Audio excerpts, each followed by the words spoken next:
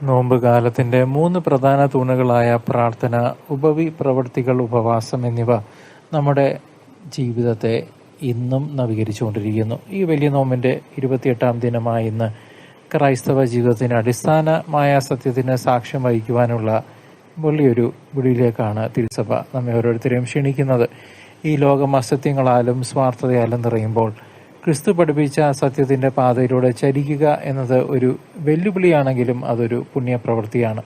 ഓരോ വിശ്വാസിയും തന്റെ വാക്കിനാലും പ്രവൃത്തിയാലും ക്രിസ്തുവിനെ ലോകത്തിനു മുൻപിൽ പ്രതിഫലിപ്പിക്കാൻ കടപ്പെട്ടവരാണ്.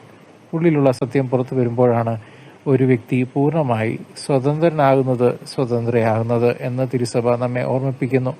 ജീവിതത്തിലെ ഓരോ നിമിഷവും നീതിക്കും സത്യത്തിനും വേണ്ടി നിലകൊള്ളുന്നത് വഴി നാം ദൈവത്തിന്റെ മക്കളാണെന്ന് തെളിയിക്കുന്നു. ഈ നോമ്പുകാലം നമ്മുടെ ഹൃദയങ്ങളിലെ കപടതകളെ നീക്കി നിർമ്മലമായ ഹൃദയത്തോടെ ആ സത്യം ക്രിസ്തുവാണ്, ആ സത്യം വിളിച്ചു പറയാൻ നമ്മെ പ്രാപ്തരാകട്ടെ.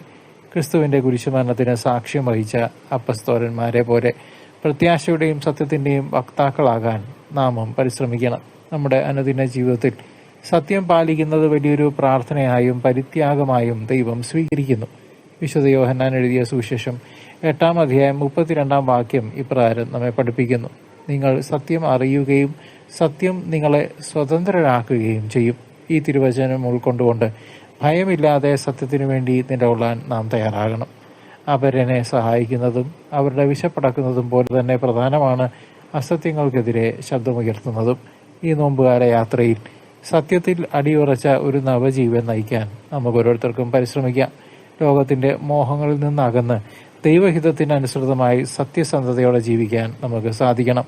നമ്മിൽ വസിക്കുന്ന പരിശുദ്ധാത്മാവ് നമ്മെ നേരായ വഴിയിൽ നയിക്കുകയും സത്യത്തിന്റെ പൂർണ്ണതയിലേക്ക് എത്തിക്കുകയും ചെയ്യട്ടെ.